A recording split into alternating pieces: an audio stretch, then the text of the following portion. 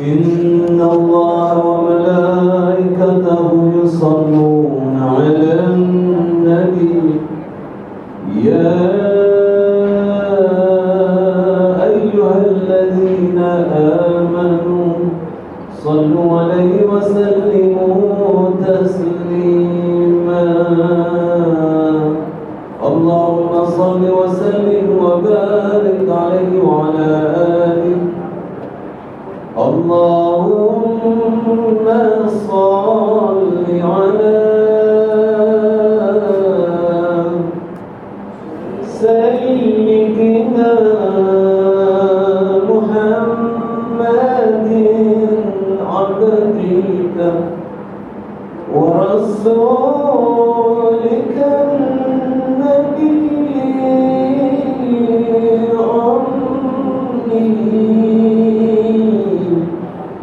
وعلى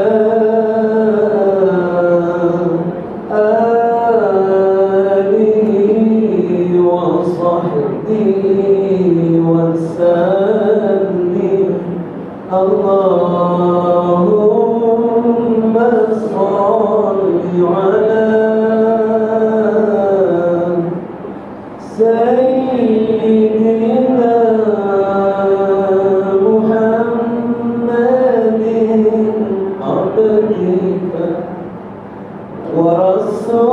ورسولك النبي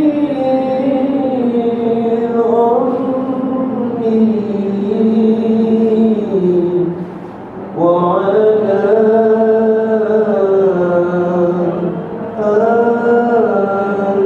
آله وصحبه وسلم اللهم صل على سيدنا محمد عبدك ورسولك النبي وعلى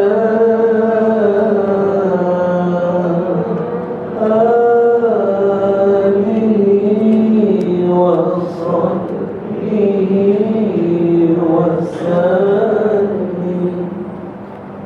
أستغفر الله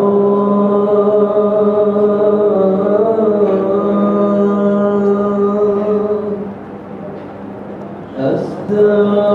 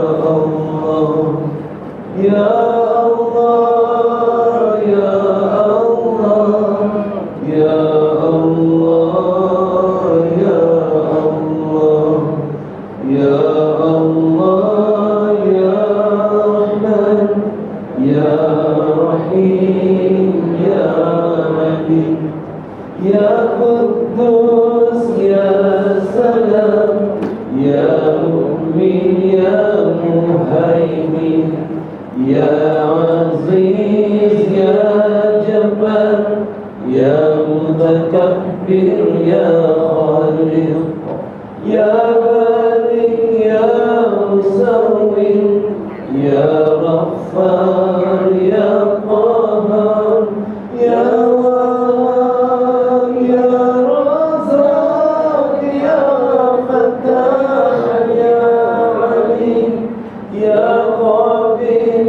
يا بصير يا خفيف يا رفيع يا مميز يا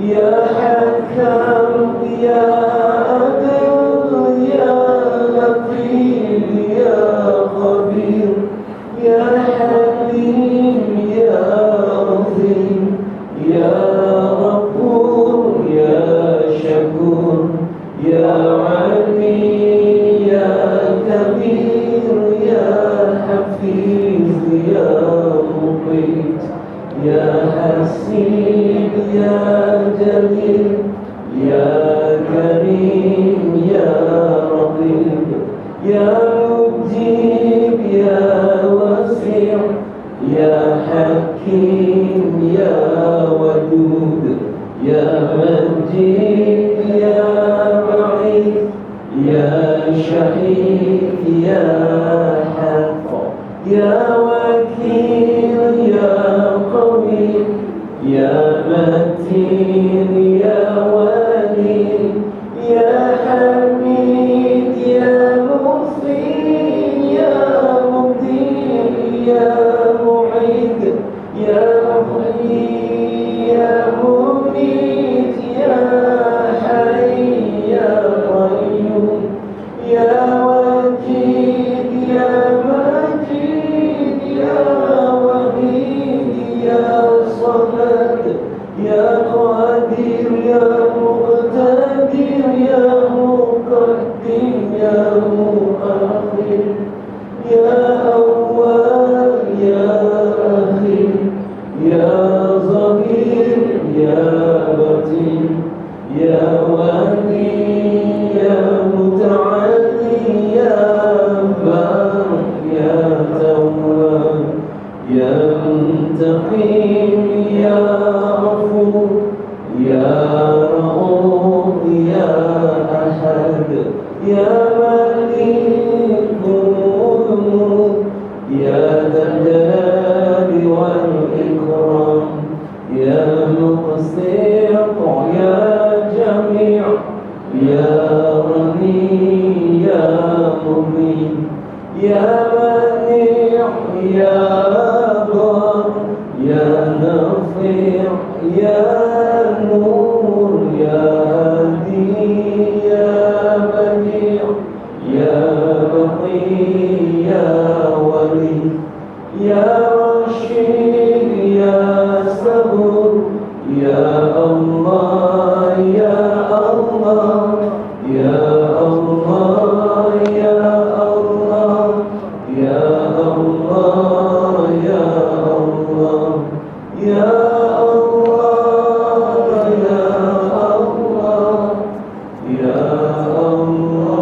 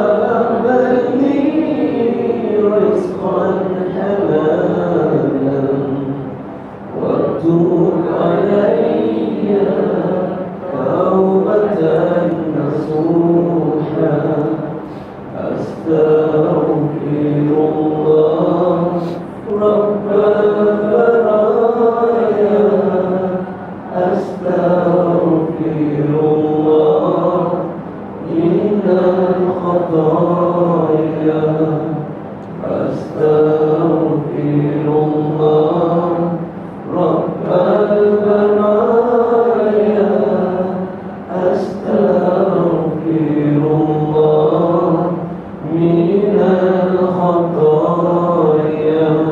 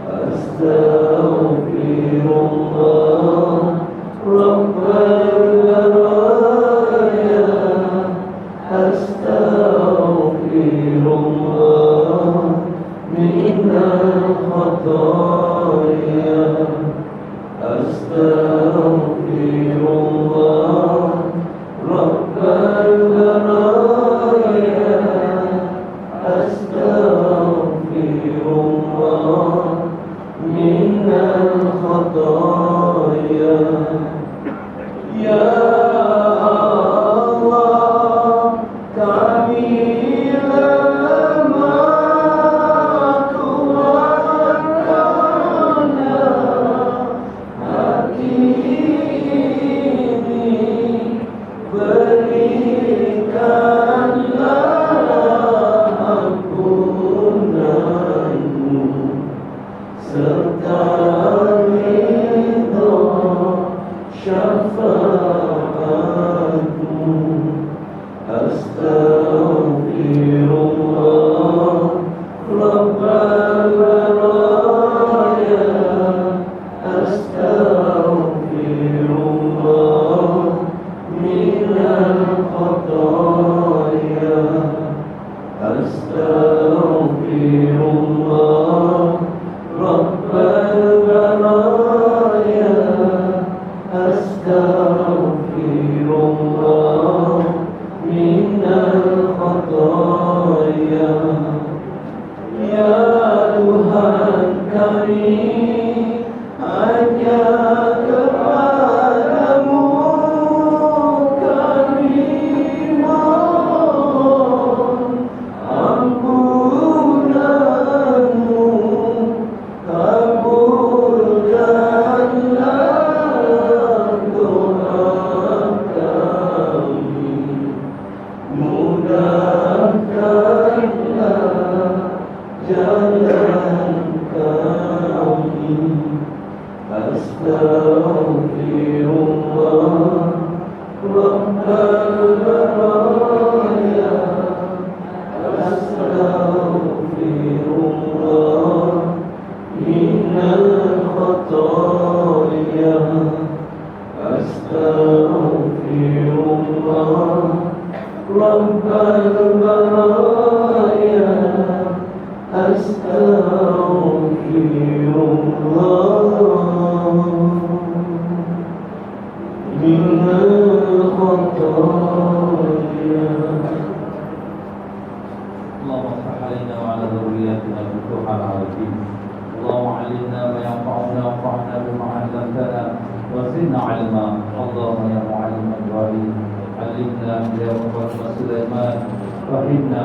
سبحانك لا علم لنا الا ما علمتنا انك انت العليم الحكيم. ولا حول ولا قوه الا بالله العلي العظيم. الهنا انت مقصودنا ورضاك مطلوبنا. أعطنا محبتك ومعرفتك. وصلى الله على سيدنا محمد وعلى آله وصحبه وسلم والحمد لله رب العالمين. رب اشرح لي صدري ويسر لي أمري واحلل عقدة من لساني يفقهوا قولي. مسلمين ومسلمات رحمكم الله. السلام عليكم ورحمة الله وبركاته. Alhamdulillah, syukur kita kepada Allah Ta'ala yang limpah kurnia taufik hidayahnya telah diperkenankan kita berada dalam rumah Allah. Bersama-sama kita mengikuti akan kursus haji dan umrah kita.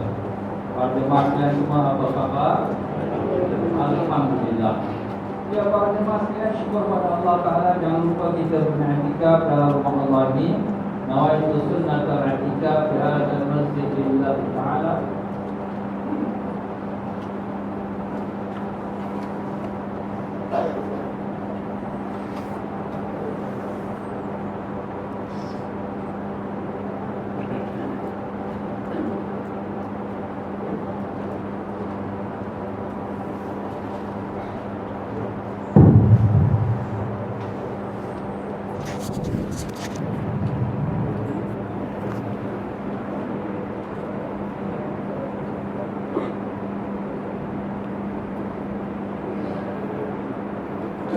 Para jemaah yang dimuliakan Allah, alhamdulillah. Jangan lupa kita beriktikaf dalam rumah Allah ini dengan niat bismillahirrahmanirrahim. Nawaitu sunnatal i'tikaf fi hadzal masjid lillahi ta'ala. Sahaja dengan i'tikaf dalam masjid ini kerana Allah Ta'ala. Ya, mudah-mudahan sepanjang kita berada dalam pengajian khusus haji dan umrah ini, kita dikurniakan Allah ganjaran pahala i'tikaf. Ya, para jemaah sekalian, alhamdulillah dalam 2 minggu yang sudah kita telah menyelesaikan daripada 2 bab, yang pertama dan yang kedua. kita telah menyelesaikan daripada bab mengenai hikmah rahsia ibadah haji dan umrah. Dan kita juga telah membicarakan tentang kelebihan fadilat orang yang mengerjakan haji dan umrah dan amalan keras kepada mereka yang berlengah-lengah dengan ibadat yang diwajibkan ini. Dan demikian juga kita telah bicarakan syarat-syarat orang yang diwajibkan mengerjakan haji dan umrah. Dan seterusnya pada hari ini kita akan masuk pada bab yang ketiga. Bab yang ketiga membicarakan tentang persediaan, iaitu persediaan dan adab-adab sebelum berangkat. Ya, tuan-tuan dan puan-puan, jadi sebelum kita nak berangkat ke tanah suci, apakah persediaan yang perlu kita lakukan? Itulah yang sebaik-baiknya, baiknya kita kerjakan haji ataupun kita yang mengerjakan umrah. Jadi sebelum kita nak berangkat ini, tuan-tuan dan puan-puan, pertama sekali ialah kita melakukan perbuatan taubatan nasuha. Ya, taubat nasuha, mohon ampun daripada Allah Ta'ala akan sekalian dosa-dosa kita. Jika sekarang nak menghadap pada Allah Ta'ala, jadi tentulah kita nak berpakaian bersih. Tapi pakaian bersih kita bukan hanya pakaian zahir, pakaian batin kita juga. Pakaian batin apa dia? Rohani kita, hati, jiwa, raga kita. Sudah tentulah kita nak bersih zahir dan batin. Jadi dengan itu kita bersihkanlah yang batin kita dengan kita mohon ampun dan taubat daripada Allah. Tetapi taubatan nasuha ini dia ada 3 syarat. 3 syarat itu apa dia?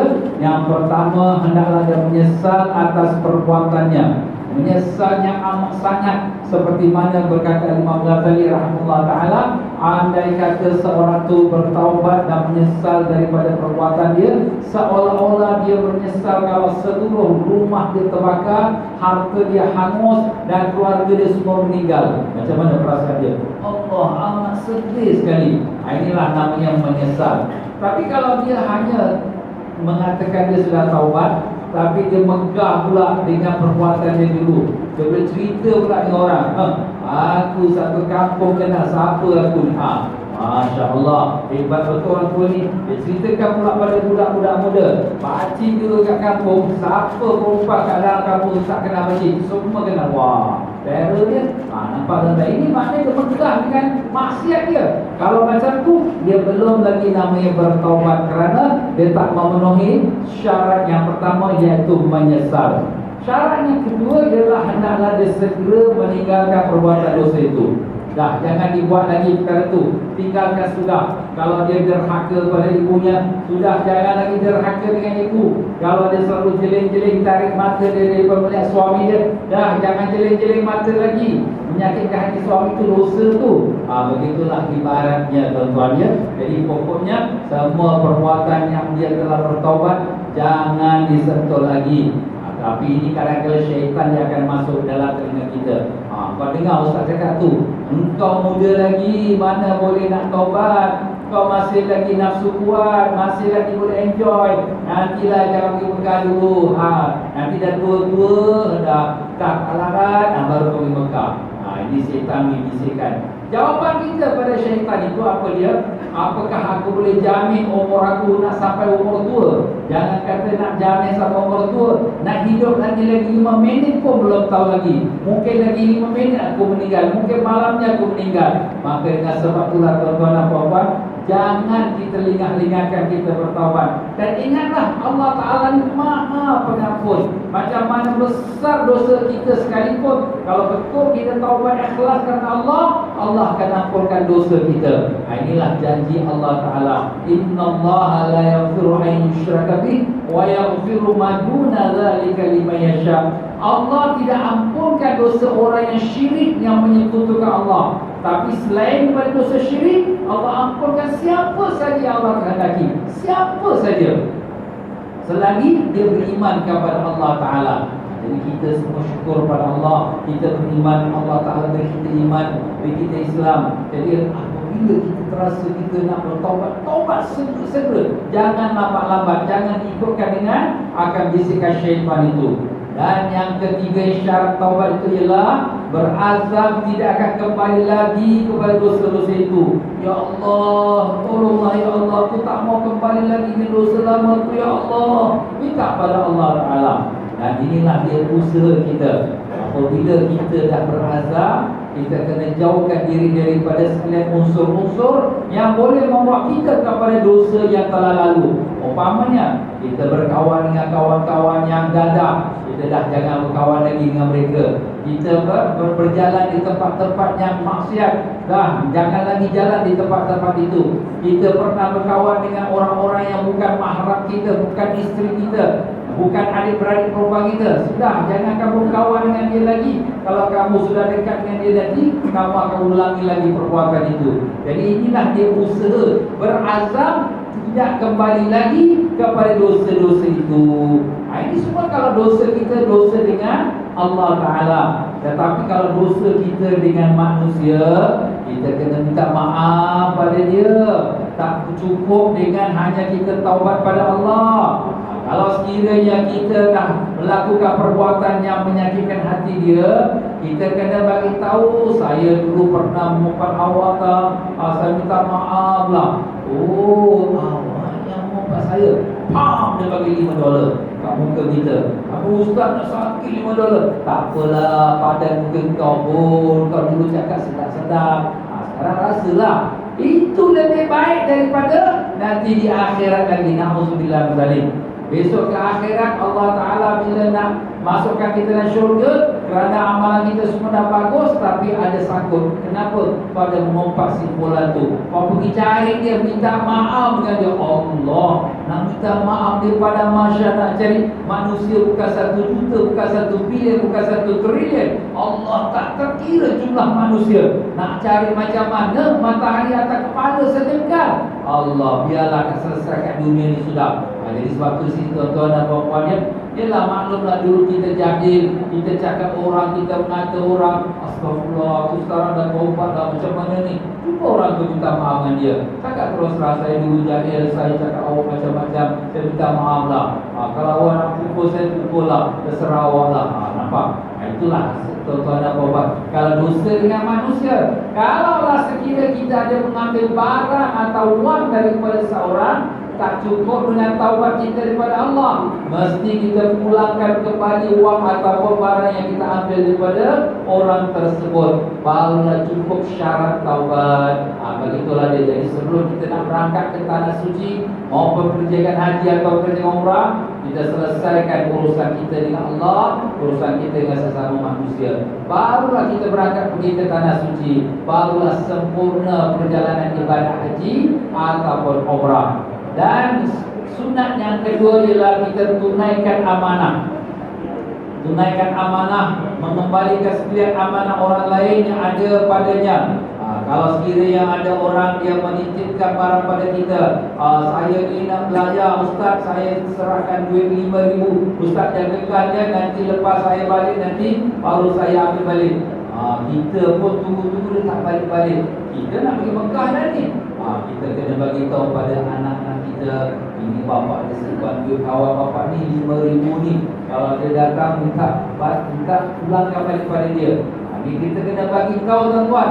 Rasulullah SAW sewaktu pada malam hijrah nak meninggalkan kota Mekah menuju ke Madinah Munawwarah, masa itu rumah Nabi dikepung oleh orang-orang kafir nak bunuh Nabi SAW. Nabi dalam rumah dengan Sayyidina Ali radhiyallahu anhu. Nabi SAW pun membuka tempat persimpanannya. Maka Nabi berkata, ya Ali, kau serahkan ini barang kepada si fulan, ini barang pada si fulan. Kenapa ustaz? Kerana Nabi kita SAW ni, orang-orang Mekah cukup percaya. Kerana Nabi tak pernah sekalipun dusta, tak pernah, subhanallah.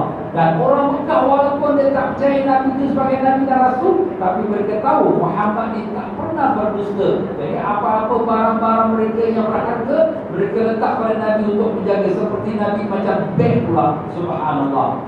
Sekarang Nabi nak hijrah, nak pergi ke Madinah, jadi barang-barang ni nak pulangkan macam mana? Jadi sebelum Nabi nak berangkat keluar, Nabi serahkan kepada Sayyidina Ali untuk kembalikan hak ni siapa punya, ni hak ni siapa punya. Begitulah dia tuan-tuan dan puan-puan, kita nak ke Mekah ni menunaikan ibadat haji, ibadat umrah. Kalau ada orang yang hak dengan tangan kita, kita beritahu pada anak kita, beritahu pada isteri kita. Kalau kita boleh pulangkan segera, kita pulangkan segera. Kenapa? Andai kata kita pergi dan kita pun tak kembali lagi, kemudian datanglah hak tuan-tuan yang punya tu. Dia kata, bapak kau dulu ada simpan duit pakcik ada 5,000.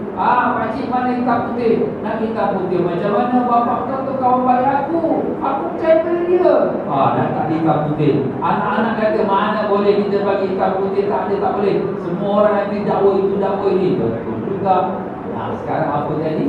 Bapa tu dalam kubur dia kena melangkau. Kenapa? Kerana wang yang diamanahkan tak diberikan pada tuannya dan anaknya tak tunaikan. Dan anaknya tak tunaikan kerana bapa tak bagi tahu.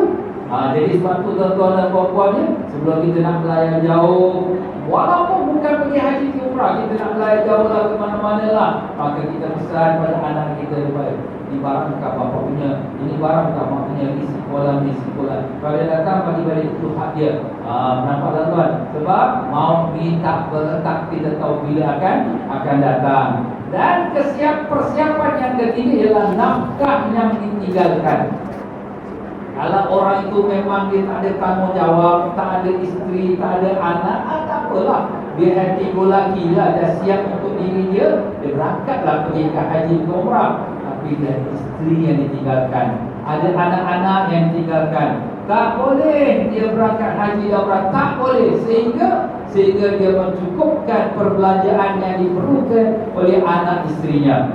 Lainlah kalau isteri itu isteri yang solehah, ada pula rezeki, dia kata, bang, tak apalah bang, pergilah menyeru Allah. Tak apa, saya ada rezeki sikit, ini boleh cukuplah untuk saya dan anak-anak di rumah sepanjang abang tak ada. Alhamdulillah, rupa-rupanya ada, tidak ada syurga dalam rumah orang itu. Alhamdulillah, baguslah betul. Tapi kalau sekiranya tidak ada yang demikian, maka wajib sang suami itu meninggalkan perbelanjaan rumah tangganya. Dan kalau dia ada menanggung ayah ibu yang sudah tua, dia wajib meninggalkan nafkah untuk ayah ibunya yang sudah tua itu. Dan kalau ibu ayah yang masih hidup, dia hendaklah mendapatkan keredaan ibu ayah. Keredaan suami kalau suami tidak ikut sama.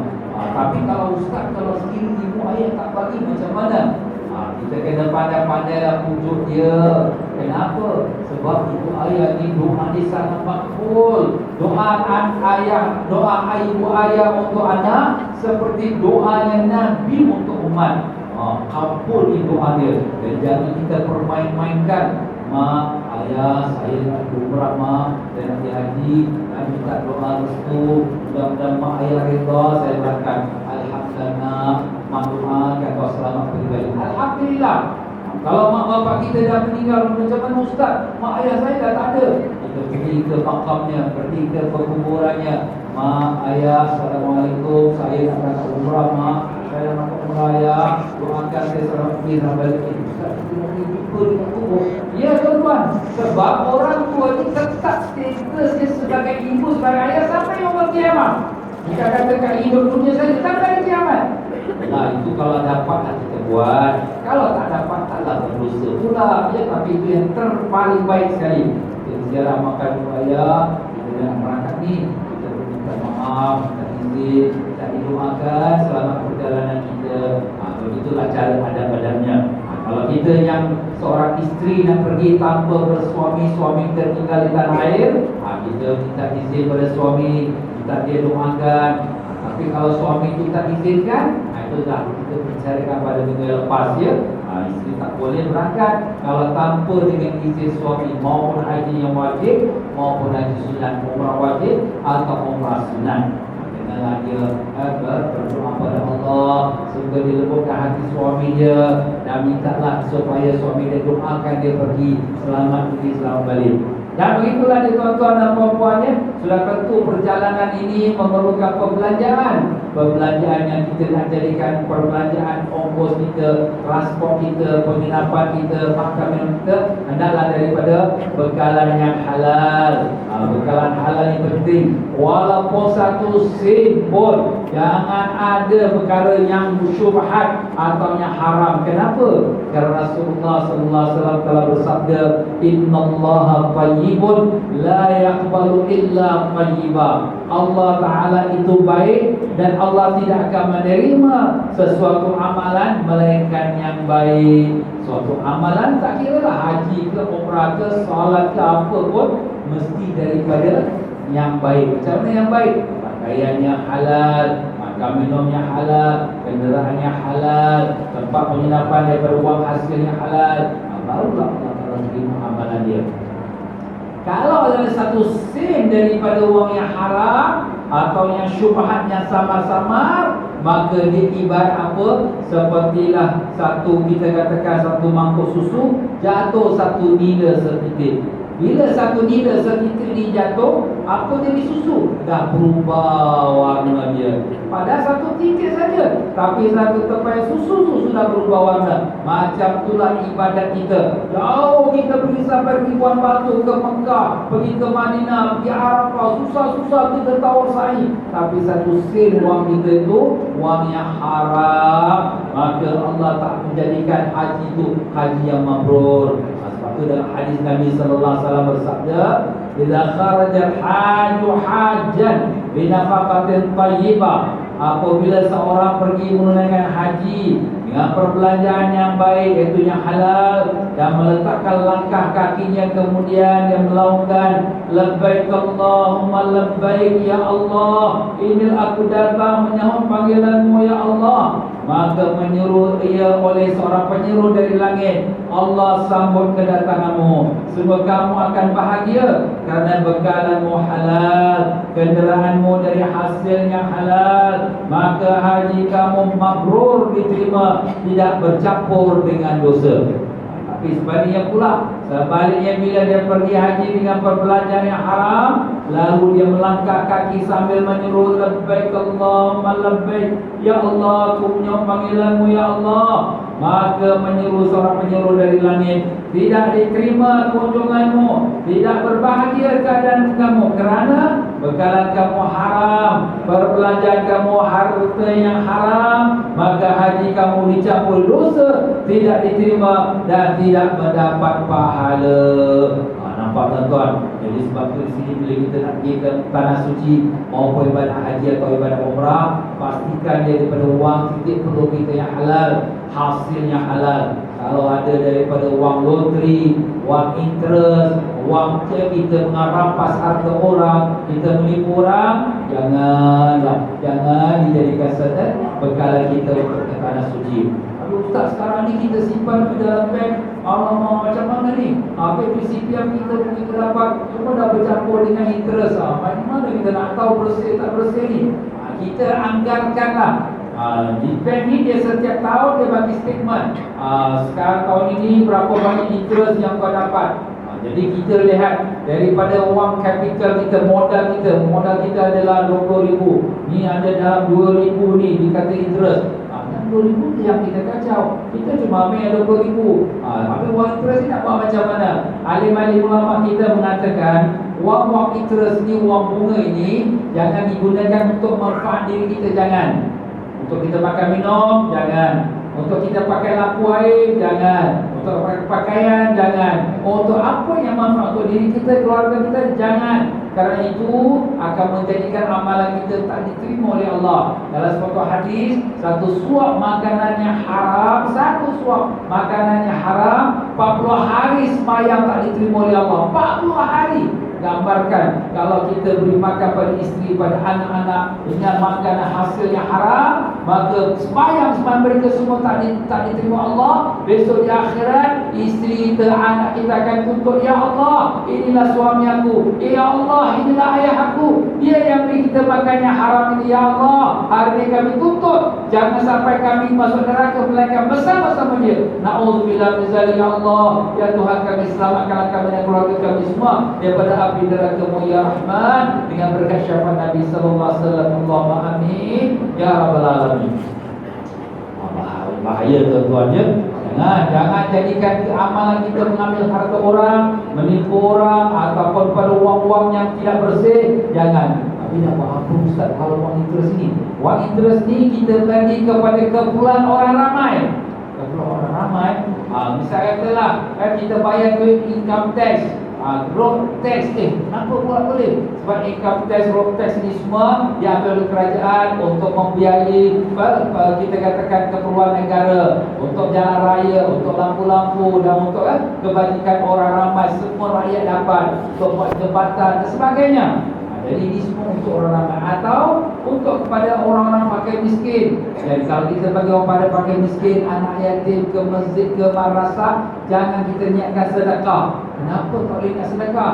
Sebab innallaha thayyibun wa la yaqbalu illa thayyiba. Allah tu baik dan tidak terima melainkan amalan yang baik. Jadi kalau kita niat sedekah, ini wang interest. Jadi jangan kita niatkan sedekah. Kita niatkan just to give away saja, untuk nak melepaskan diri kita daripada wang interest ini. Begitu saja. Allah nak bagi pahala, itu terserah pada Allah. Itu bukan urusan kita. Jadi begitulah dia tuan-tuan dan puan-puan, dalam kita menggunakan pembelajaran daripada mula awal kita berangkat sampai kita kembali, hendaklah daripada hasil yang bersih. Dan sudah tentulah bila kita nak buat amal ibadat, perlu ada ilmu. Itulah dia persediaan kita, ya, berusaha mendapatkan pelajaran.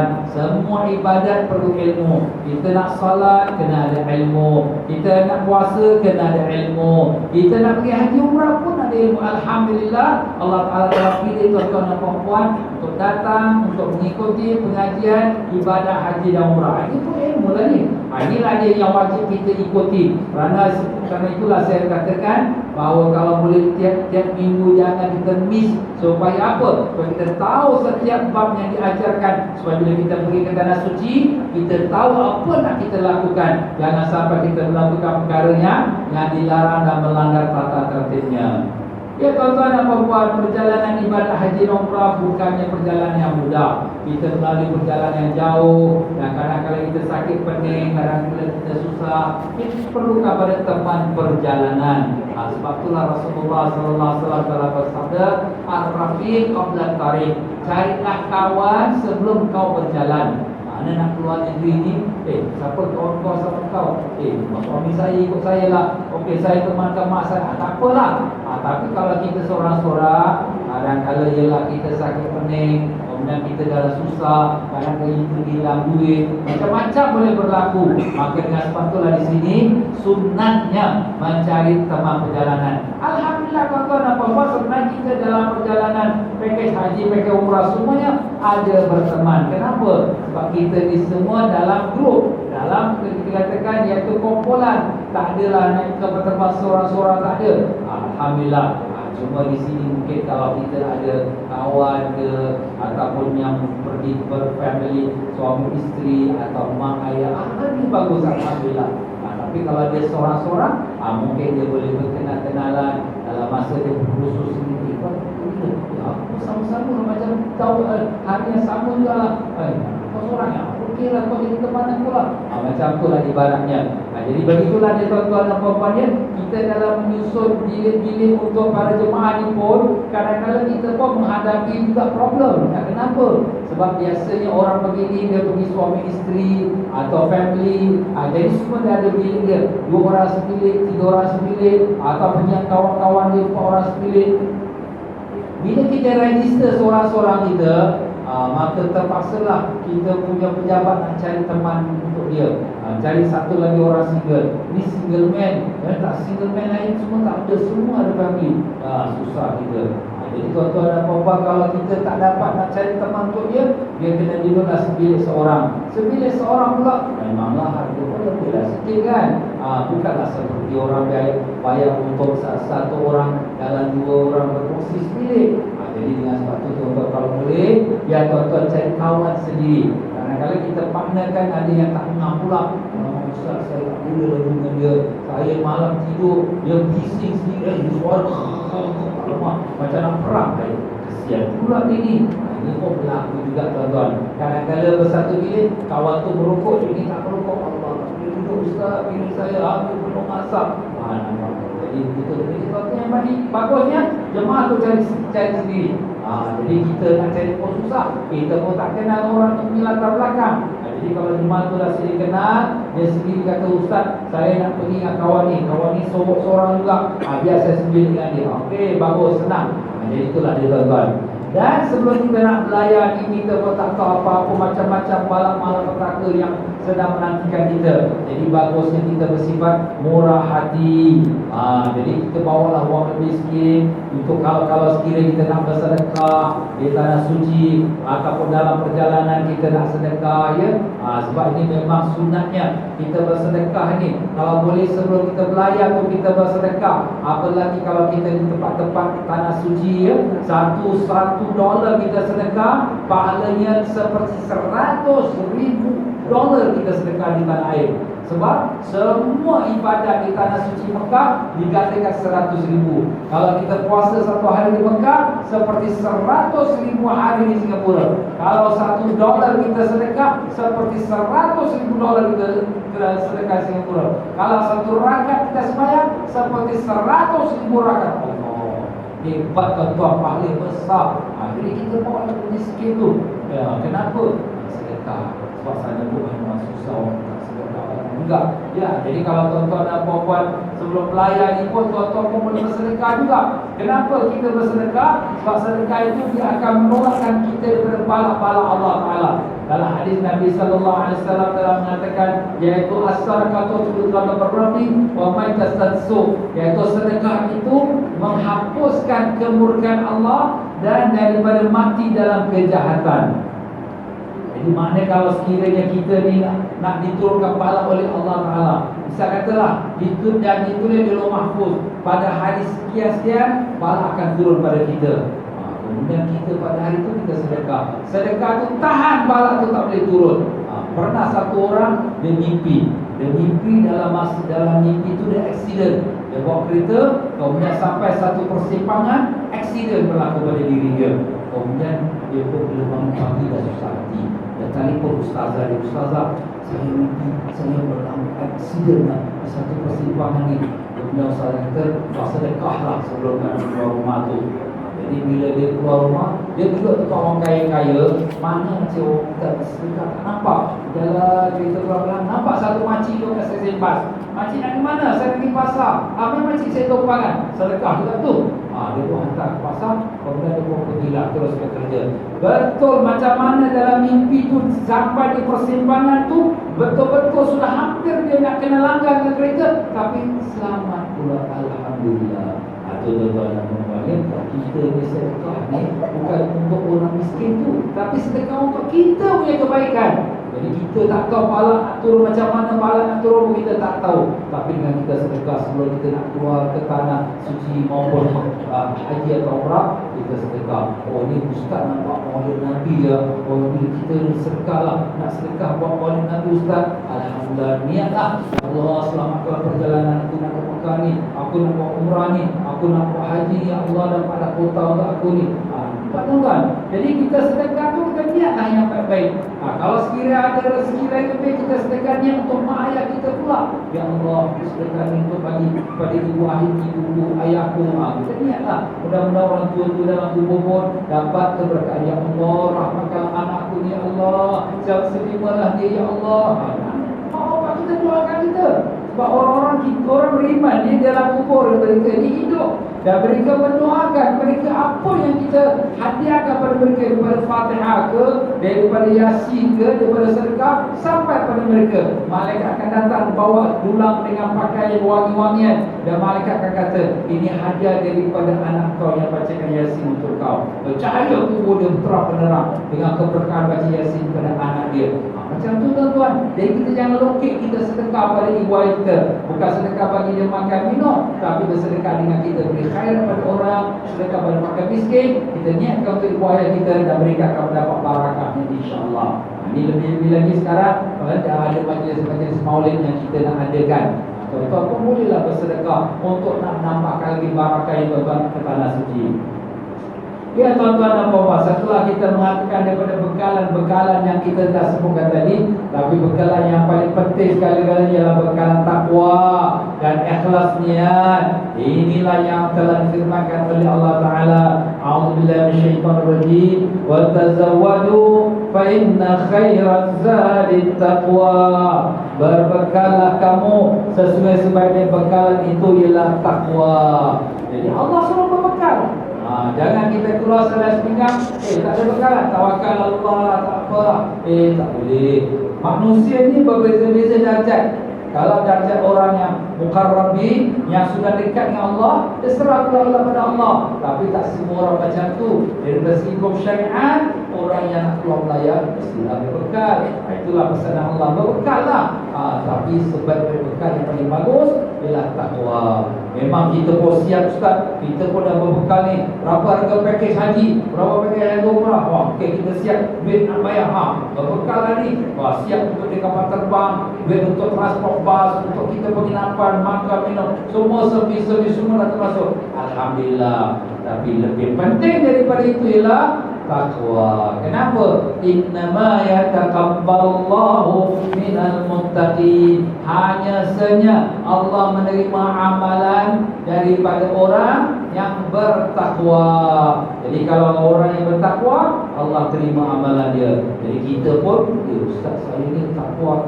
Jangan mengaku kita takwa, kerana kita pun tak tahu diri kita bagaimana. Kita hanya memohon pada Allah, ya Allah, terimalah niat kami yang baik ni ya Allah, untuk menagih ibadah haji dan umrah ya Allah. Ya Allah, jadikanlah bekalan takwa dalam diri kami ya Allah. Pimpinlah kami untuk jadi hamba yang kau terima amalan kami, yang kau ampunkan dosa-dosa kami, dengan berkat syafaat Nabi kami Rasulullah sallallahu alaihi wasallam. Allahumma amin ya rabbal alamin. Kita minta pada Allah.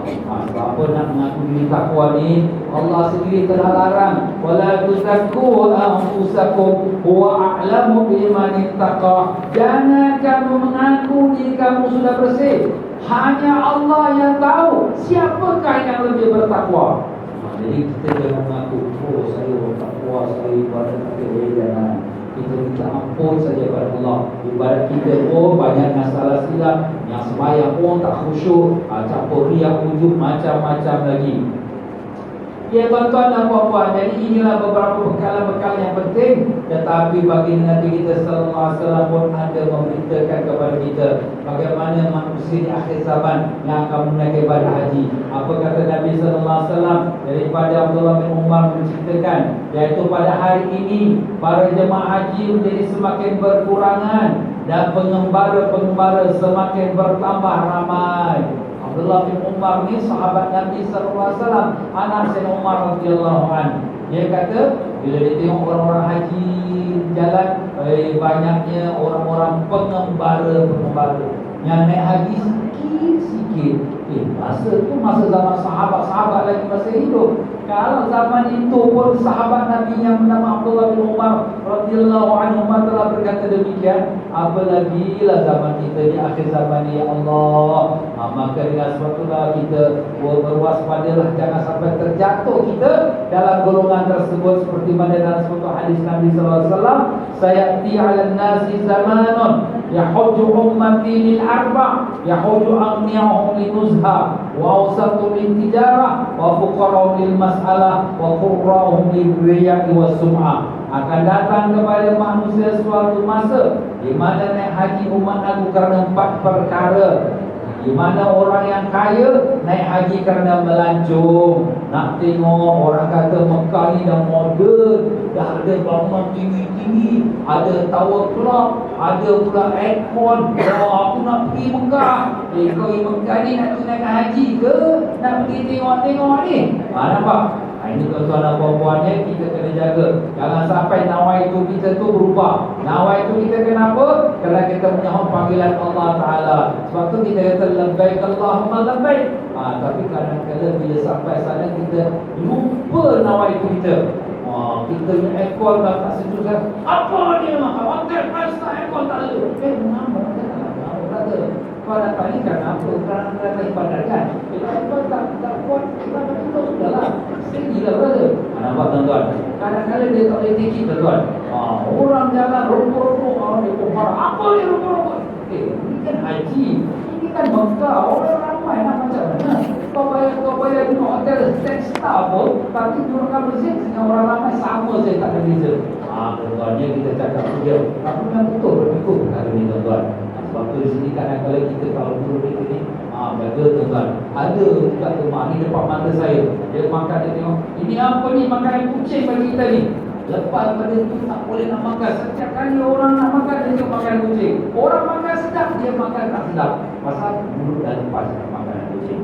Sebab itu sini tuan-tuan, Mekah ni Allah Ta'ala bagi instant. Apa kita masalah pun terus dia punya fine dia, kena saman dia. Kenapa? Sebab Allah nak bersihkan. Sebab Mekah ni tempat bersihkan dosa. Dosa lama nak bersihkan, dosa buat baru pun dibersihkan juga. Tapi teruklah sikit, kenalah macam-macam.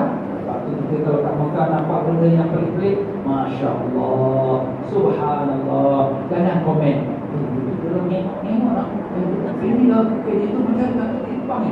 Jangan cakap apa-apa.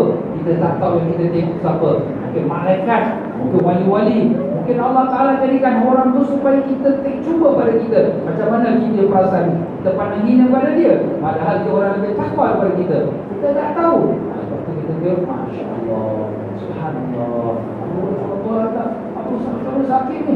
Kita ingat Ustaz cakap apa? Cuba. Ustaz, betul-betul. Yalah, betul-betul lagi cubaan. Bagi apa? Senang-senang kan dapat pahala haji umrah. Mesti ada cubaan.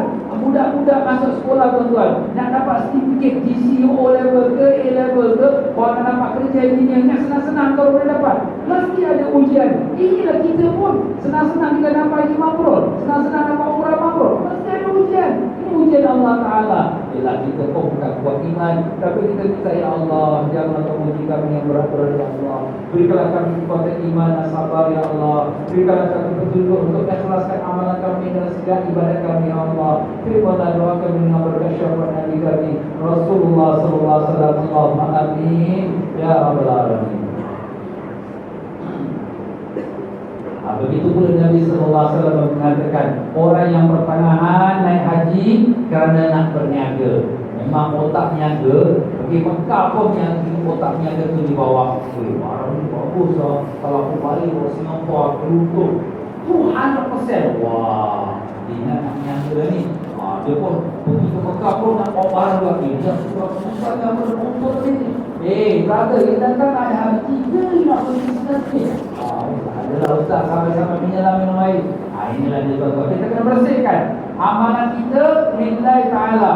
Ibadat haji, ibadat umrah. Memang halal kita berniaga, tapi bila kita dalam ibadat, dia khususkan hati kita kerana ibadat pada Allah. Jangan campur-campurkan. Tapi itulah Nabi kita sallallahu alaihi wasallam telah gambarkan orang yang pertengahan naik haji kerana berniaga, dan orang yang miskin naik haji kerana meminta-minta sedekah. Ini pun memang banyak dah sekarang ini. Kalau kita keluar dari Masjidil Haram,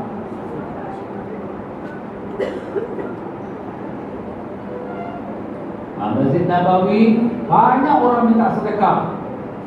Tapi minta sedekah ni tuan-tuan, bukannya semua orang yang minta sedekah tu orang susah, orang miskin. Tidak. Kadang-kadang ni sedikit. Bukan kata semua tidak. Sedikit macam mana tu? Jadi orang kaya-kaya ni yang pandai-pandai ni, dia pergi dengan orang miskin-miskin, orang susah-susah, dengan dia punya anggota tubuh badan yang pelik-pelik, rumah tangan dia kepengat orang, kaki dia tertimpang, kemudian dengan muka dia tengok badan kecil.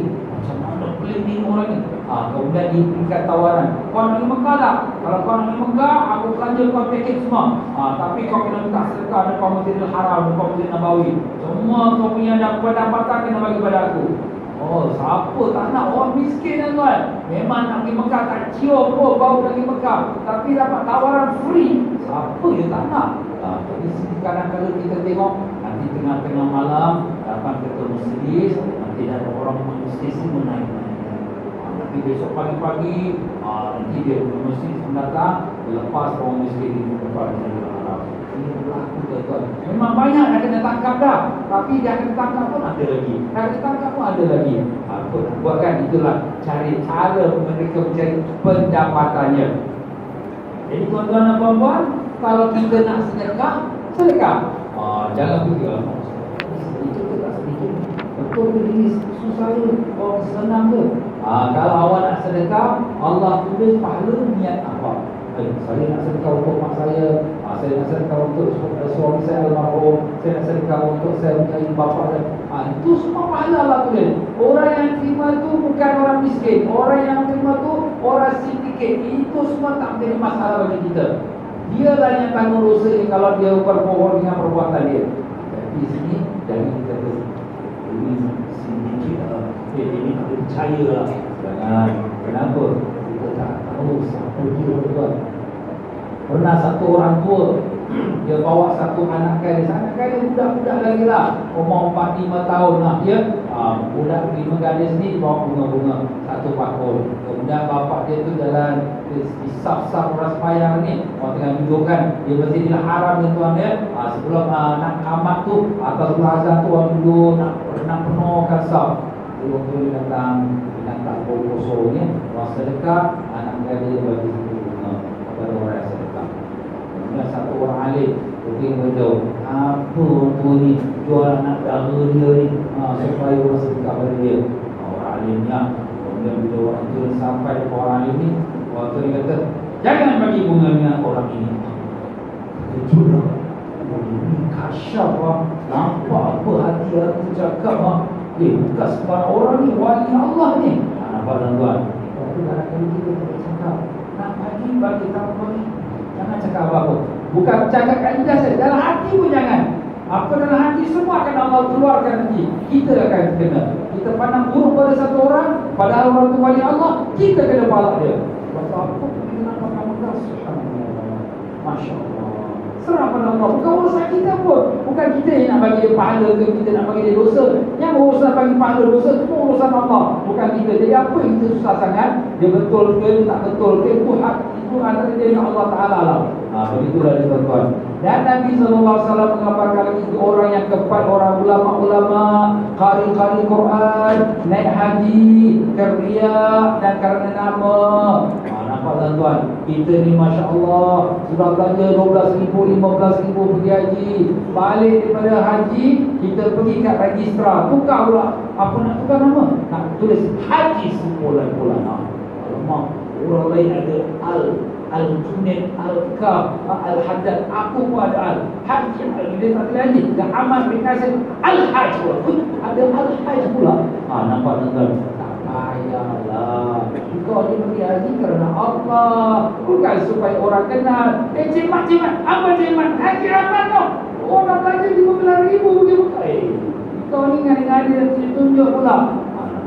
Kita low profile. Orang tak tahu pun kita pergi haji, tak apa. Sebab kita pergi haji kerana Allah kata kita sembahyang. Kita sembahyang, kita bagi tahu orang ni aku sembahyang. Tak payah. Sembahyang ni kerana Allah. Macam tu juga haji pun kerana Allah. Tapi kalau orang nak panggil kita haji, itu terserahlah. Awak tak payah panggil saya haji lah, saya biasa saja. Tapi kalau orang panggil haji, kita belum pergi haji, pun waktu juga kenapa? Dia doa. Orang panggil kita haji. Saya belum pergi haji. Apalah belum pergi haji. Tak lama kemudian dia pun betul pergi haji. Alhamdulillah. Itu pun satu doa juga untuk kita. Baiklah, kita sekarang dah buat persiapan. Daripada pelajaran dah ada, daripada ilmu dah ada, kemudian wang ringgit dah ada, bekalan dah ada. Sekarang kita pun nak berangkat. Tapi nak berangkat ni pening lah. Mana satu package nak pilih ni. Ustaz ni pun ada, ustazah ni pun ada, DGSC pun ada, traveling pun ada. Allah, mana satu ni? Aku nak pergi ni, kau mana satu? Tuan-tuan dan puan-puan, kita ada Allah. Kita minta petunjuk daripada Allah. Sebab tu Rasulullah SAW mengajar kita solat istikharah. Kalau kita ada sesuatu perkara yang penting, yang besar, yang sangat-sangat kita perlukan dia, kita tak tahu nama pilihan, kita solat istikharah. Minta petunjuk daripada Allah Ta'ala. Itu pesanan Nabi kita SAW kepada para sahabat-sahabatnya. Kita nak pindah rumah, kita tak tahu rumah mana yang kita nak pilih ni, kita solat istikharah. Kita nak beli kenderaan, kita tak tahu mana kenderaan yang bagus ni, kita solat istikharah. Kita nak minta kerja, kita tak tahu kerja mana yang bagus ni, kita solat istikharah. Anak kita pula dipinang oleh orang, kita tak tahu nak terima ke tidak ni orang ni bagus, gaji besar ni, tapi kita tak tahu dia betul orang beriman ke ataupun dia tidak beriman. Maka solat istikharah. Kita pula seorang teruna, kita pun nak mencari jodoh pula, nak tengok manalah anak gadis yang baik, kita pun tak tahu mana satu, kita ada 2-3 pilihan. Solat istikharah. Subhanallah tuan-tuan, ini ajaran Nabi kita SAW. Kita ambil wudu, kalau boleh waktu tengah malam kita bangun, solat istikharah. Tapi solat istikharah boleh dilakukan bila-bila masa, asal bukan waktu haram. Boleh kita lakukan pada siang hari, pagi, Lepas terbit matahari, selagi sebelum zuhur atau lepas zuhur, lepas asar tak boleh sembahyang. Waktu lepas asar tak boleh sunat. Lepas maghrib, lepas isyak sampai subuh kita boleh sembahyang bila-bila. Lepas istikharah. Sembahyang istikharah dia pesanan Nabi kita sallallahu alaihi wasallam dia. Jadi kalau sekiranya kita sembahyang istikharah, kita sembahyang 2 rakaat. Kita niatkan aku sembahyang sunat istikharah 2 rakaat kerana Allah. Rakaat pertama kita baca Fatihah, qul ya ayyuhal kafirun. Rakaat kedua baca Fatihah dan qul huwallahu ahad. Dah habis kita sembahyang, kita pun doa kepada Allah Taala. Apa doanya? Allahumma inni astaghfiruka bi ilmika wa astaghfiruka bi qudratika, sampailah akhirnya. Ya Allah, aku mohon dipilihkan olehmu dengan ilmumu. Aku minta diberikan kemampuan dengan kudratmu, serta aku mohon kurniaanmu yang besar. Engkau berkuasa dan aku tidak berdaya. Engkau mengetahui sedang aku tidak tahu apa-apa, dan Engkau mengetahui segala yang gaib. Ya Allah, jika Engkau mengetahui urusan ini, sebutkan urusannya. Urusan apa? Jadi kalau dalam bahasa ini kita dah tuliskan di sini, sebutkan hajatnya. Jadi mungkin hajatnya itu nak pergi haji dengan mana pakej ya Allah, ataupun kita nak pindah yang mana satu nama yang bulan ke nama yang jurung ya Allah. Kita sebutkanlah nama tempat kerja kita nak kerja, nak terima kerja kat company ni atau company ni ya Allah. Jadi kita sebutkan, ataupun kita nak terima pinang nasi alim bin kasih berpindah ya Allah. Kita pun sebutkan. Dan kita sebutkan tu, ya Allah, jika Engkau mengetahui urusan ini, sebutkan masalahnya, seperti ni hubungan haji, travel mana, ustaz mana, baik untukku dalam urusan agamaku, duniaku dan akhiratku, maka takdirkanlah ia bagiku dan mudahkanlah ia untukku, kemudian berkatkanlah daku dalamnya. Dan jika Engkau mengetahui urusan ini, seperti nak punya paket dengan ustaz itu, ustaz ini, atau GSA itu, travel ini, jahat dalam urusan agamaku, duniaku dan akhiratku, maka singkirkanlah aku daripadanya dan takdirkanlah bagi aku sesuatu yang lebih baik darinya, kemudian jadikan aku meridainya. Senang saja, kita serah kepada Allah Ta'ala. Kita sekarang anak dara kita ni dah dipinang oleh orang, nak terima tak? Kita tidak tahu. Ini kita sebenarnya istikharah. Istikharah nampak dalam mimpi kita, dia datang dengan rambut pujang dia datang dengan badan dia semua kita itu seram. Itu tandanya tak apa-apa. Kalau dia datang dengan muka senyum manis harum, bercahaya wajah, senyum dia hati Allah. Tapi kata Imam Nawawi rahimahullah taala, sebelum kita solat istikharah tu jangan duk bayang-bayang muka dia. Kalau bayang-bayang muka hati, Fatimah, bayang Allah, Fatimah. Tak jadi macam tu. Dia clearkan mind dia, jangan fikir siapa-siapa. Kemudian serahkan diri pada Allah. Ya Allah, mana yang baik Allah, tak terima kita ya Allah. Macam tu. Barulah Allah akan berikan petunjuk, baru dapat dia. Dan begitu juga kalau sekiranya dia nak pergi package, mana ustaz? Saya pun tak tahu lah package haji, mana ustaz juga, ustaz juga travel. Bagi pihak kami, tuan-tuan dan puan-puan, kami tak ada meletakkan syarat siapa saja yang mengikuti kursus ini mesti pergi sama kami, tak ada. Tuan-tuan puan-puan soal istikharah, tuan-tuan sendiri minta petunjuk kepada Allah Ta'ala. Kalau tuan-tuan dan puan-puan soal istikharah, ya Allah, baik aku begini, ustaz juga dalam tidur dan mimpi, ustaz boleh datang macam imam. Takut, jangan pergi dari orang lain. Kalau dia dalam mimpi dia ustaz boleh datang, dia mari lebih Allah imam semimpi kenapa ustaz pergi kalah. Alhamdulillah, itulah. Macam tu lah pokoknya tuan-tuan, Allah yang telah menentukan. Daripada hari kita nak dilahirkan oleh ibu kita, Allah dah tentukan kita pergi haji siapa, kita pergi umrah siapa, sampai hari mati kita, semua yang sudah diatur oleh Allah Ta'ala. Cuma kita saya minta petunjuk pada Allah Ta'ala.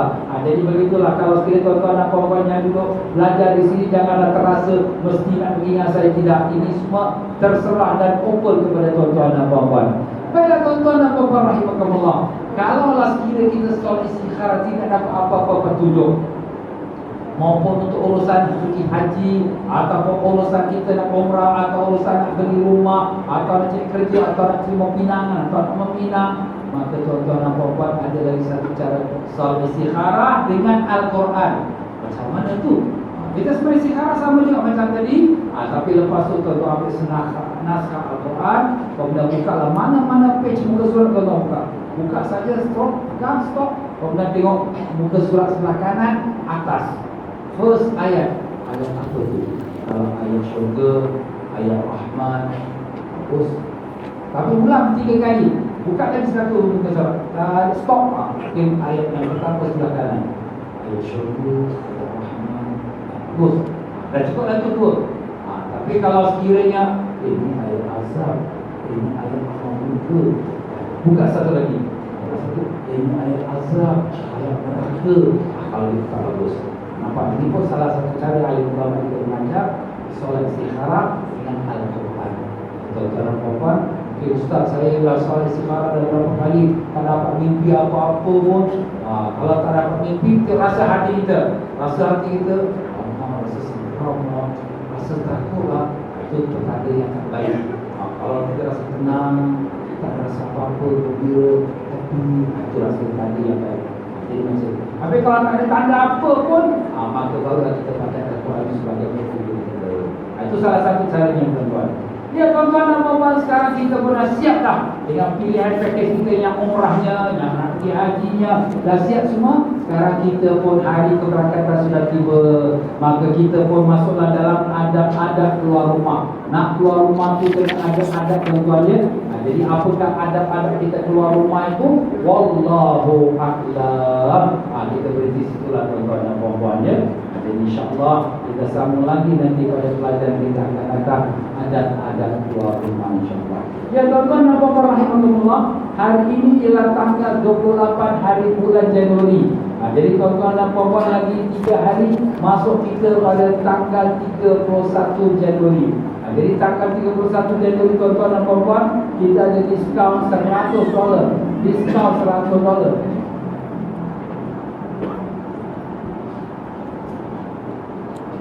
Diskaun $100 untuk sesiapa yang daftar sebelum 31 Januari. Jadi tuan-tuan dan puan-puan, semua pakej, maupun pakej jejak Rasul yang pergi ke Baitul Maqdis, maupun pakej umrah, maupun pakej umrah Hilton atau pakej umrah hajian ya, semua pakej sampai bulan Jun ini. Kita ada pakej Ramadan pun ada juga. Jadi tuan-tuan dan puan-puan, kalau daftar sebelum 31, hari ini 28, besok 29, hari lusa 30, 31 hari Selasa, 30 hari itu Ustaz, 31 ofis buka, okey ofis buka 31. Pada siap borang hari ini serah, alhamdulillah tuan-tuan akan dapatkan potongan $100. $100 kalau seorang mesti dan 200, alhamdulillah siap juga dapatlah buat kita lupa belanjaan. Jadi tuan-tuan dan puan-puan, alhamdulillah pakej-pakej kami selalu edarkan pada hari Jumaat. Hari Jumaat dalam berita hairan, maaf berita harian ya, hairan itu. Pakej-pakej ini ada pakej jejak Rasul. Pakej jejak Rasul sekarang ni yang agak popular ialah umrah Baitul Maqdis, Petra, Kairo, Istanbul, semua ada pulun. Umrah pun pergi, Baitul Maqdis pun pergi, Petra pun pergi, Kairo pun pergi, Istanbul pun pergi. 17 hari tuan-tuan, berangkat 3 Mac. Alhamdulillah harganya pun tak sampai RM5,000.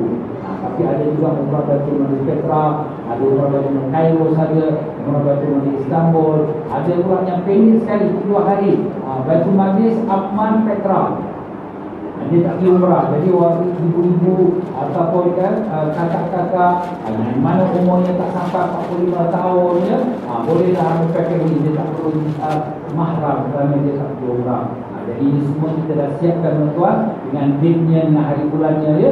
Dan insya-Allah juga mereka yang nak pergi umrah pada bulan Mei, bulan Mac, bulan April ya, semua kami dah siapkan untuk pakej Al-Ghufran, pakej hajian ya. Pakej Al-Ghufran ni apa pula? Pakej Al-Ghufran ni sebuah hotel yang dekat dengan Masjidil Haram tuan-tuan. Kita keluar daripada masjid hotel ni terus sampai Masjidil Haram. Tak ada sembarang-sembarang jalan lagi. Alhamdulillah jemaah kita dah baru dalam beberapa hari lepas baru pulang daripada hotel ni. Cukup baik sekali ya. Dengan tempatnya, penginapannya, makan minumnya, semuanya 5 star standard ya. Dan dia pun dekat dengan Masjidil Haram, dekat daripada hotel Hilton Suite. Jadi kita gunakan pangkasi ini ya. Jadi 50 meter saja jalan. Dan tuan-tuan dan puan-puan rahimahullah, kita juga ada menyediakan pakej hajian. Hajian ke 5 star juga tuan-tuan ya. Tetapi dia lebih murah sedikit lah daripada lebih kurang 600 beza dengan harganya pakej Ghufran. Sebab dia bukan apa, bukan guru. Pakai pasta juga, cuma dia tu dekat dengan di situ, agak lebih kurang 5 minit berjalan saja. Jadi tempatnya pun agak baik dan sangat selesa. Ibu besar. Alhamdulillah, tuan-tuan dan puan, musim haji pun kita ada gunakan juga hotel ini. Jadi tuan-tuan dan puan rahimahullah, tuan-tuan ada pilihan yang mana tuan-tuan nak, dan semua hari bulan sudah siap berapa jumlah hari. 10 holiday kita tuan-tuan daripada 10 Mac. 10 Mac ni 10 holiday. Jadi tuan-tuan dan puan mungkin nak bawa anak-anak 10 holiday 10 hari, cukup-cukuplah dia dengan hari yang berangkat 10 Mac ini. Dan ada juga yang 24 Mac, 21 April, Mei ya. Ini semua ikut kepada kemampuan kita dan juga usaha kita. Dan bulan Ramadan tuan-tuan, Nabi kita bersabda kalau berumrah dalam bulan Ramadan seperti naik haji dengan aku. Ini pahala besar tuan-tuan. Kita pergi haji 1000 kali pun tak dapat pahala haji dengan Nabi. Tapi dia umrah dalam bulan Ramadan dapat pahala haji dengan Nabi. Kita boleh buat lagi satu umrah untuk ibu kita, lagi satu umrah untuk ayah kita, lagi satu umrah untuk suami kita dalam meninggal. Masya Allah, banyak ini kelebihannya. Pahala haji dengan Nabi SAW. Dan beliau punya paket pun bukan mahal tuan-tuan. Kami ada sediakan 2 paket Ramadan. Awal Ramadan ada 2 paket. Paket Masyair, paket Mira. Paket Masyair ni hotel 4 bintang lah dia. Dia ada berangkat awal cuti sekolah. Tahun ini yang bagusnya, mula cuti sekolah terus masuk satu Ramadan. Alhamdulillah. Daripada 26 Mei sampai pada pertengahan bulan Jun.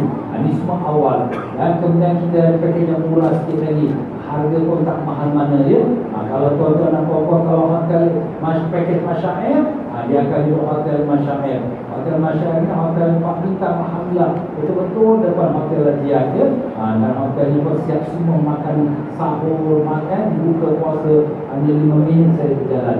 Dan kalau sekiranya tuan-tuan ambil hotel Mira pun cukup bagus sekali. Makanan Malaysia, masakan orang Malaysia. Hotel ini memiliki orang Malaysia 3 bintang. Alhamdulillah. Dan dia pun taklah jauh mana, hanya 7 minit jalan ke Masjidil Haram. Alhamdulillah. Dan tuan-tuan dan puan-puan mendapatkan pahala. Satu hari puasa di Mekah sama seperti 1000 hari puasa di Singapura. Alhamdulillah. Ya tuan-tuan dan puan-puan rahimahullah, selain pada pakej awal Ramadan, kita ada pakej Lailatul Qadar di Mekah. Macam mana tu? 10 malam terakhir kita akan ada di Mekah. Pasti sekali salah satu malamnya malam Lailatul Qadar. Kita ada pakej yang awal di Madinah dan ada yang pakej awal di Mekah. Tapi semuanya 10 malam terakhir di Mekah sampai hari raya. Jadi tuan-tuan, kita dah siapkan tanggal 12 Jun, tanggal 14 Jun. Dengan harga yang telah kita catatkan di sini. Jadi hotel ini Mekah adalah hotel Mira yang tuan dia, dan hotel di Madinah adalah hotel iaitu Hotel Munah Karim ya. Hotel Munah Karim. Hotel Munah Karim hotel 4 star juga ya. 5 star atau 4 star. Dan dia pun hotel yang baru tuan dia. Alhamdulillah, makanan pun sedap dan tempatnya pun taklah jauh ya. Hanya lebih kurang dia kata 5 minit daripada hotel tu sampai ke pintu masjid. Alhamdulillah. Jadi tuan-tuan dan puan-puan rahimahullah, kalau kita dapat Lailatul Qadar di Singapura, satu malam kita ibadat lebih daripada 1000 bulan. Tapi kalau kita dapat Lailatul Qadar di Mekah, satu malam kita ibadat lebih daripada 100,000 bulan. Masya Allah. Berapa tahun tu? Umur kita pun tak sampai. Kalau umur kita 1000 bulan tu 83 tahun 4 bulan. Kita pun tak tahu hidup 83 tahun 4 bulan. Kalau 100,000 bulan, Allah Allah, mungkin 830 tahun umur kita. Dengan satu malam kita ibadat ni di Kota Mekah pada malam Lailatul Qadar. Jadi tuan-tuan dan puan-puan, gambarkan kalau kita semai dalam Masjidil Haram dengan 1 juta pula jemaah, kali lagi 1 juta pahalanya. Masya Allah, komputer breakdown tak ada masuk lagi pun. Itu banyak pahalanya. Ada pahala 40,000 saja. Kita nak belanja anak kita kahwin 10,000 habis. Kita nak belanja untuk hari raya kita habis 5,000. Kita nak pergi Mekah, setiap 1 sen Allah akan gantikan 700 kali. Subhanallah tuan-tuan ya. Orang yang tahu kelebihannya dia akan berebut. Tapi Mekah ni tuan-tuan, akhir Ramadan memang goreng pisang panas. Kita tak ambil, orang lain ambil. Sebab itu kami membuka peluang dari sekarang. Sebab kalau lambat, kita pun tak dapat ambil dirinya. Baiklah tuan-tuan dan puan-puan rahimahumullah, InsyaAllah kita akan akhiri majlis kita manasik haji ini dengan kita zikir munajat. Sebelum itu saya ingatkan tuan-tuan dan puan-puan, pada hari ini pun ada haul dan juga ada maulid di Makam Abu Nur ya. Kalau kita sempat kita ke sana lah insyaAllah. Ya, tuan-tuan dan puan-puan rahimakumullah, dan demikian juga taklimat untuk para jemaah yang akan berangkat umrah pada bulan Februari ini akan kami adakan di Masjid Darul Aman pada hari Ahad 5 Februari tuan-tuan. Hari Ahad 5 Februari pada jam 5 petang. Jadi pada jam 5 petang jangan lupa ada beberapa jemaah yang di sini yang mengikuti pakej umrah ke Mekah pada tanggal pada bulan Februari ini ya. InsyaAllah. Dan tuan-tuan dan puan-puan rahimakumullah juga, kami juga mengharapkan daripada para jemaah sekalian dapat sama-sama ya untuk kita berqiyamul lail, kita solat malam, solat tahajud bersama-sama saya dengan sama-sama kaum muslimin pada tanggal 30 Januari di Masjid Darul Aman. 30 Januari ini adalah cuti umum public holiday tuan-tuan. Jadi kita akan mulakan pada jam 3 pagi, kira-kira Ahad malam Senin lah ya. Lepas subuh kita ada kuliah subuh dan kita akan siapkan sarapan. Kalau ada para jemaah yang mungkin tak ada kenderaan nak pergi, besok malam kita boleh beriktikaf di Masjid Darul Aman dan pukul 3 pagi 30 hari bulan Januari ini kita akan mandi tu. Besok malam nak start kali. Besok malam 3 pagi Darul Aman, paginya hari Senin pukul 3 pagi kita akan mulakan solat qiyamul lail. Kita sembahyang tahajud, sembahyang hajat, sembahyang tasbih, sembahyang taubat, sembahyang zikir dan zikir munajat. Dan insyaAllah tuan-tuan dan puan-puan rahimahumullah, kita akan mengadakan majlis Rasulullah SAW perdana buat kali ketiga di Singapore Expo pada tanggal 8 April bersama-sama dengan Habib Syekh daripada Indonesia. Jadi tuan-tuan dan puan-puan kita sewa Expo Hall nombor 1 tuan-tuan ya. Expo ni boleh muat 20,000 orang. Alhamdulillah 2 tahun lepas kita sudah adakan dan tahun ini kita akan adakan sekali lagi. Dan memanglah menjadi pos-pos perbelanjaan besar. Tapi kami mengharapkan tuan-tuan dapat derma supaya dengan derma tuan-tuan dan puan-puan dapat menjalankan majlis hall ini. Dan tuan-tuan derma itu tuan-tuan niatlah mudah-mudahan dapat menjadikan bekalan untuk tuan-tuan selamat berangkat ke tanah suci insya-Allah. Jadi tuan-tuan dan puan-puan rahimahumullah, kalau mereka yang nak sumbangan, bolehlah ambil borang sumbangan daripada meja pegawai kami ya. Bawa balik ke rumah bagi isteri, bagi anak, bagi kawan-kawan, bagi pejabat ni sudah mereka mendapat pahala untuk menderma untuk majlis ini. Dan insya-Allah tuan-tuan dan puan-puan rahimahumullah,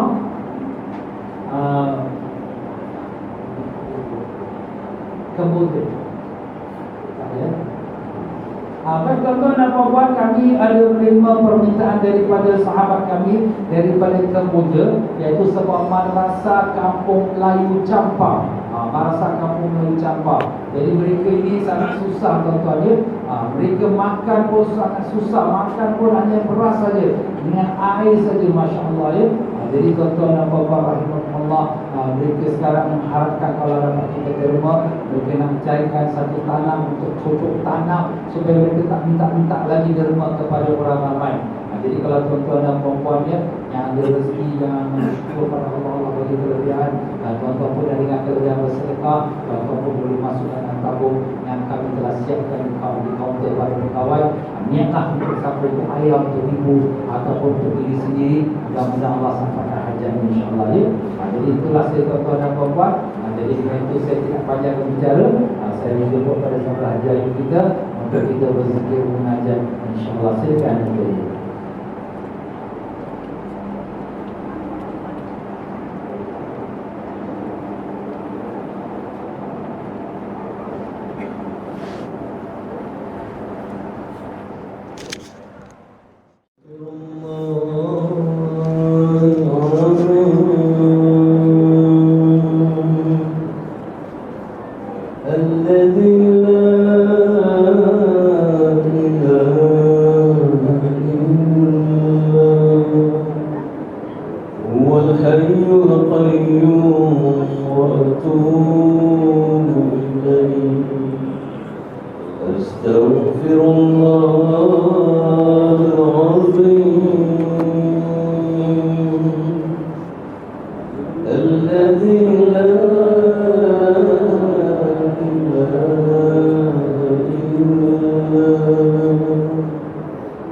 هو الحي القيوم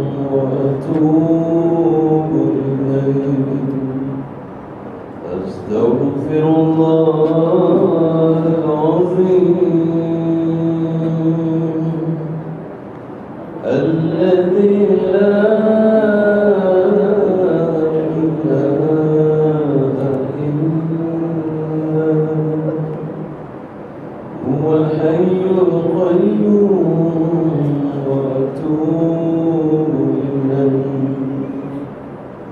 لا إله إلا الله وحده لا شريك له الملك وله الحمد يحيي ويميت وهو على كل شيء قدير اللهم اجرنا من النار اللهم اجرنا من النار اللهم اجرنا من النار اللهم أنت السلام ومنك السلام وإليك يعود السلام فحينا ربنا بالسلام وأدخلنا الجنة دار السلام تبارك ربنا وتعاليت يا ذا الجلال والإكرام بسم الله الرحمن الرحيم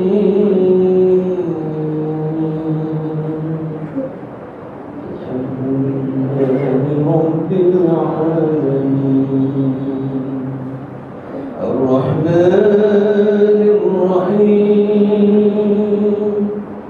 مالك يوم الدين إياك نعبد وإياك نستعين اهدنا الصراط المستقيم صراط الذين أنعمت عليهم غير المغضوب عليهم ولا الضالين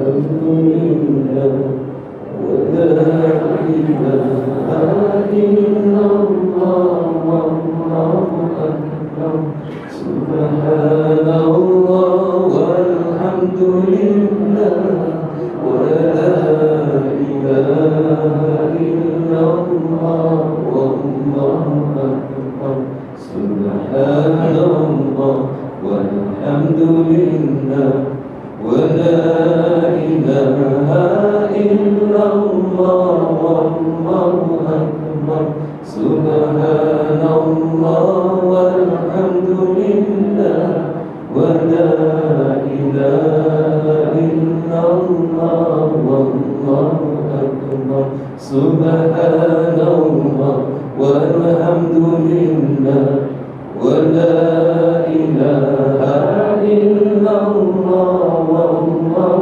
أكبر سبحان الله والحمد لله ولا إله إلا الله والله أكبر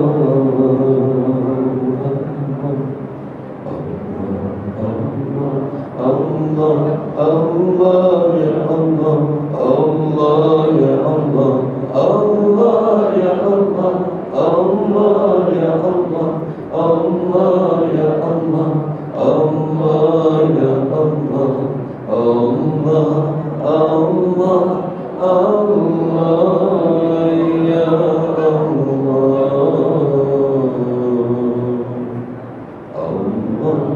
الله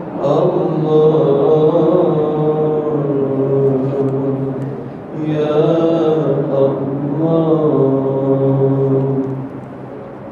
لا إله إلا الله لا إله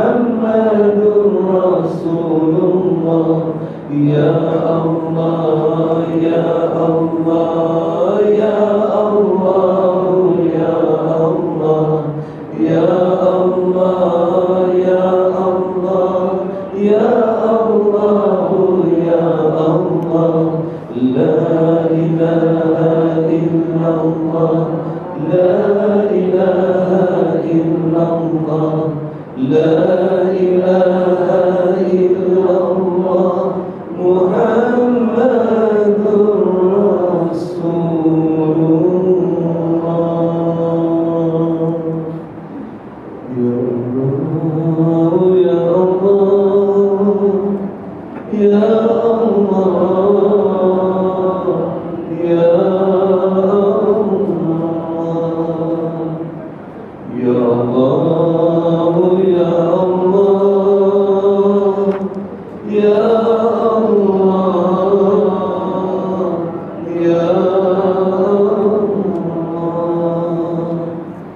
يا الله يا الله يا الله يا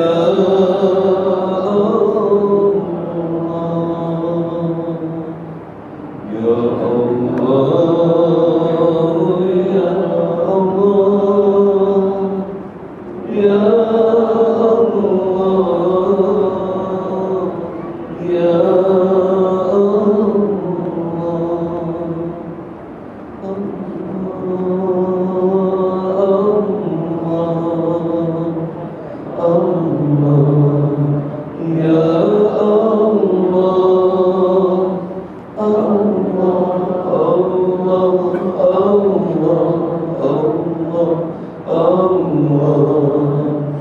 يا الله يا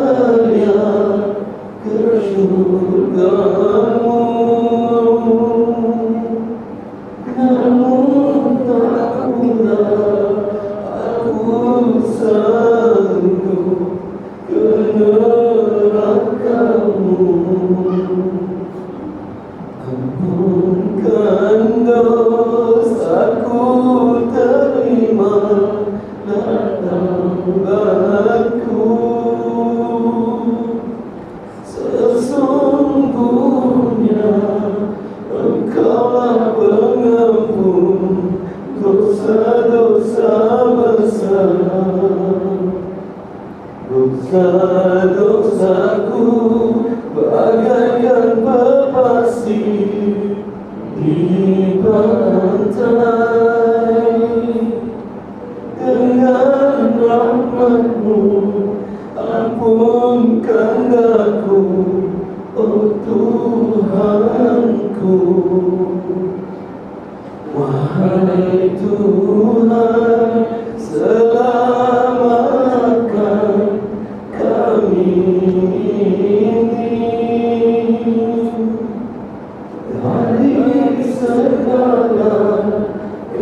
يا